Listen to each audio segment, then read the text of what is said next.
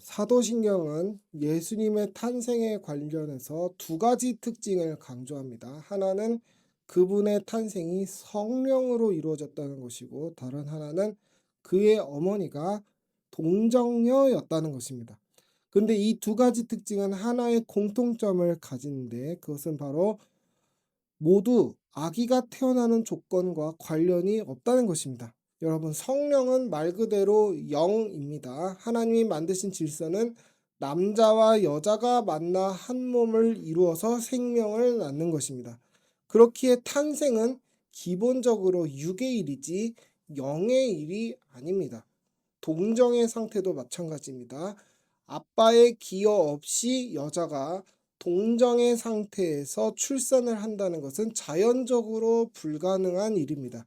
그래서 사도신경에서 그는 성령으로 잉태하사 동정녀 마리아에게서 나시고 라고 고백할 때 그 문구가 강조하는 바는 무엇입니까?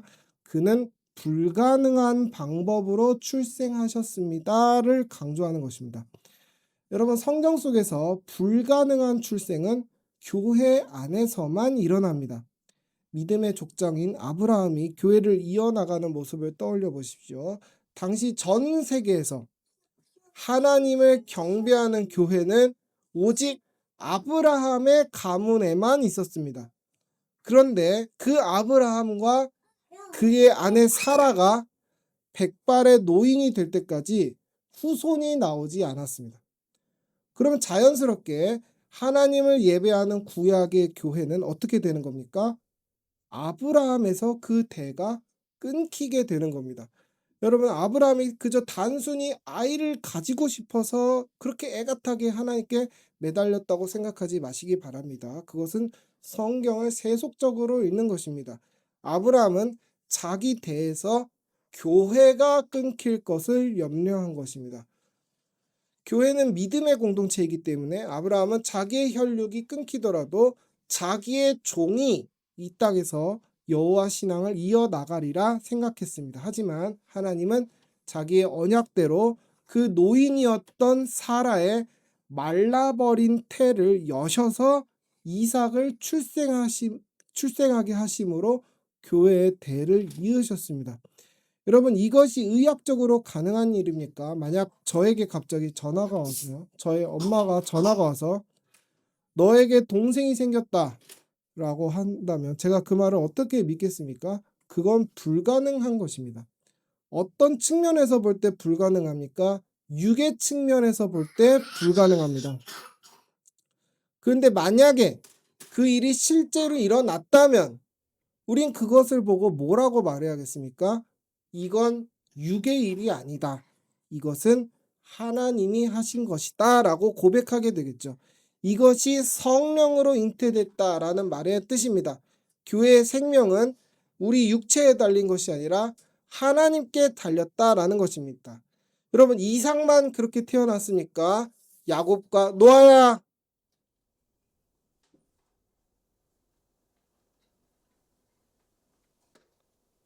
노아야, 예배 시간에 움직이면 돼, 안 돼?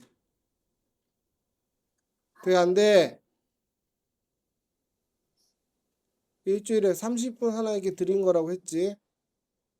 어? 예배 시간 움직이지 마. 네, 했어요, 빨리.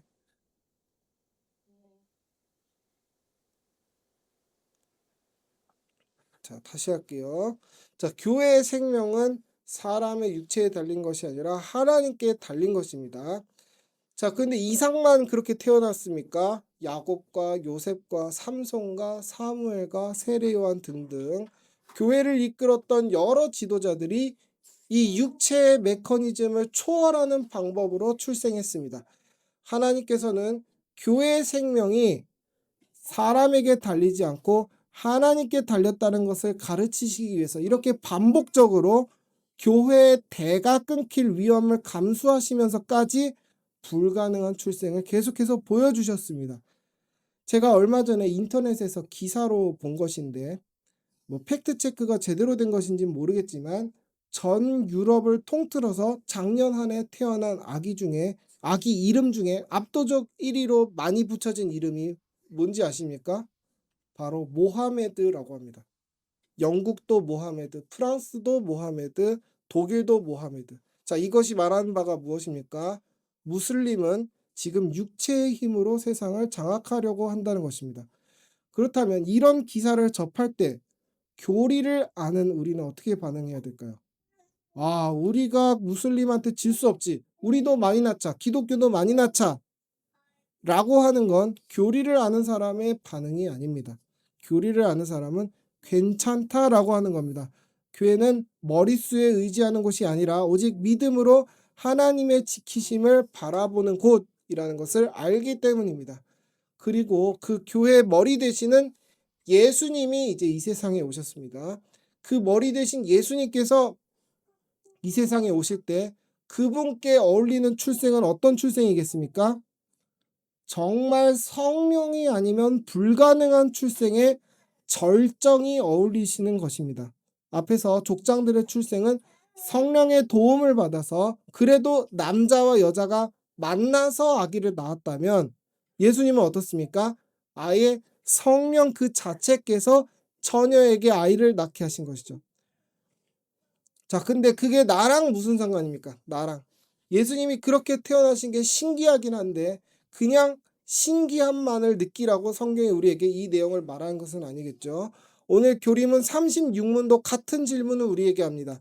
그리스도의 거룩한 잉태와 탄생은 당신에게 어떤 유익을 줍니까?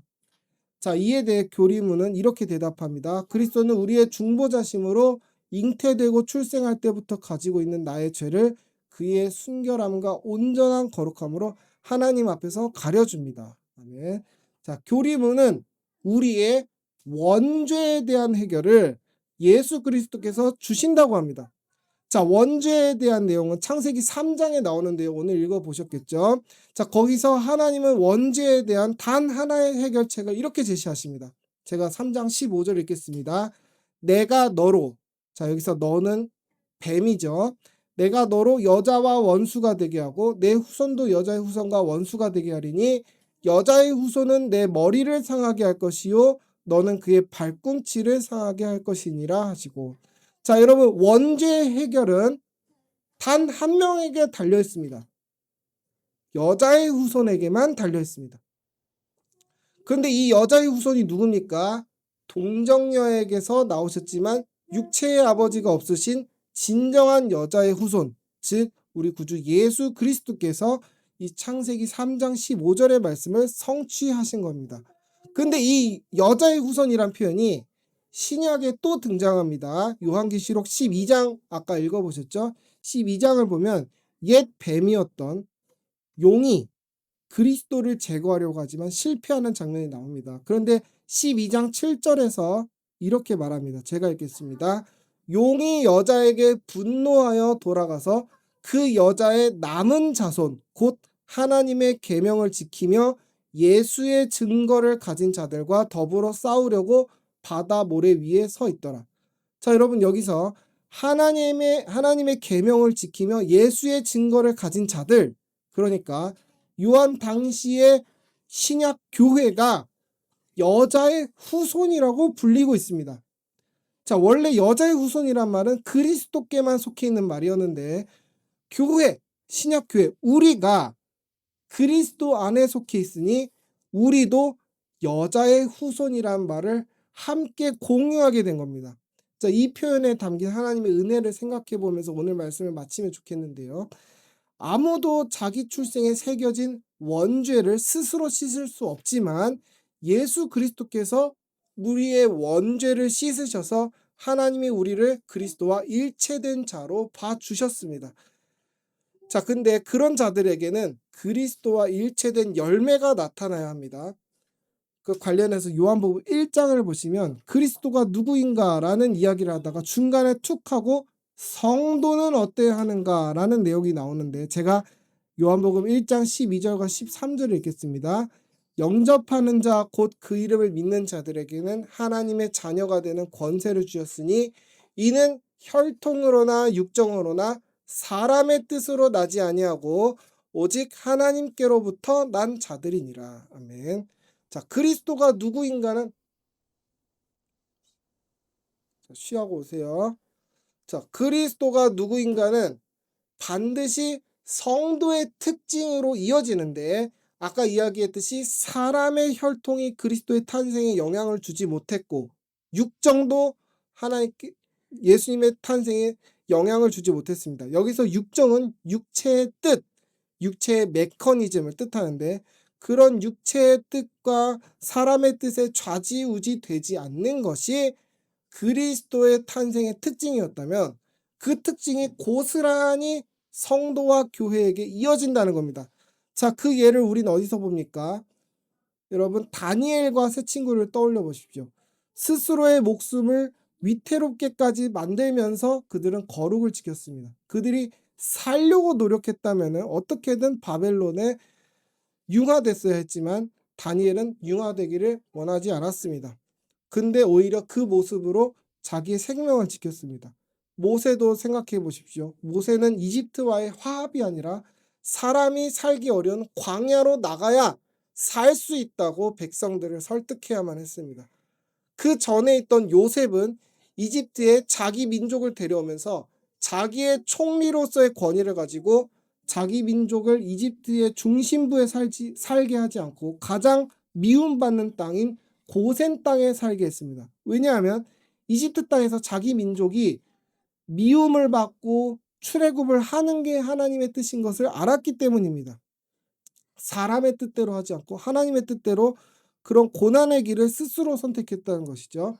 자, 이 예시의 절정에 그리스도가 계십니다. 그리스도는 왕관 대신 가시관을 쓰시고 왕좌 대신 십자가에 오르셨습니다. 사람이 절대 살아남을 수 없는 것을 스스로 선택하셨지만 부활하셔서 자기의 왕권이 사람의 뜻과 사람의 메커니즘에 달려있지 않다는 것을 알게 하셨죠. 여러분, 이 그리스도의 특징이 고스란히 교회에 넘어온다고 생각해 보시죠. 교회가 그럼 살아남으려면 뭘 해야 됩니까? 인스타그램에 목사가 웃긴 릴스를 따라하고, 요즘 목사가 뭐 카드빛에 대해서 어떻게 기도해야 되냐 해서 기도해주고 하는 것을 사람들이 우스꽝스럽게 따라하는 것을 보게 됩니다. 여러분, 그렇게 팔로워를 좀 만들면 살아남습니까, 교회가? 교회를 카페처럼 꾸며서 주중에는 사람들을 오게 하면서 교회가 살아남습니까? 교회가 보여주기식 선행들을 하면서 전혀 하나님을 제대로 섬기지도 않는 자들과 같이 일을 하는 것을 자랑하면은 교회가 살아남습니까? 노아야, 김노아, 노아, 빨리 앉으세요.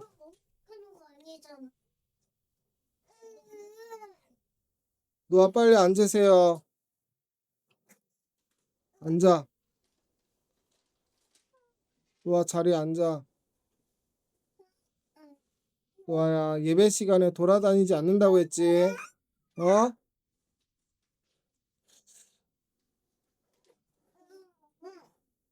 자,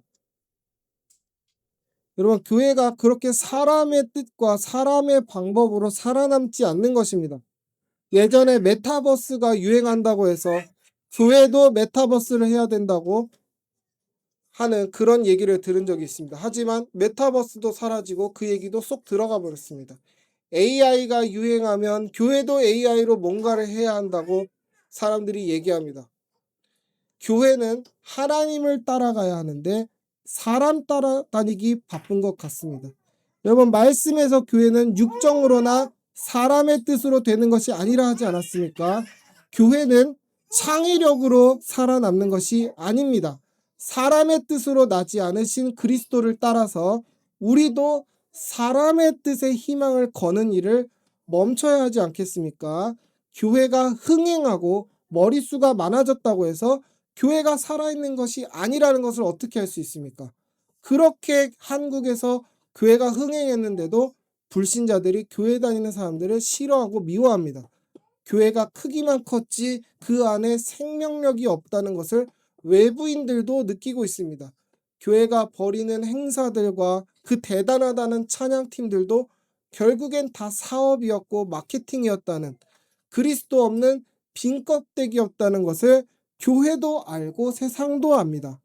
여러분 이 예배 속에 시편 찬송가 하이델베르크 교리문답 속에 질리도록 반복되는 그리스도에 대한 성경적인 가르침이 우리를 살린다는 이 말도 안 되는 하나님의 방법을 믿으시길 축복합니다.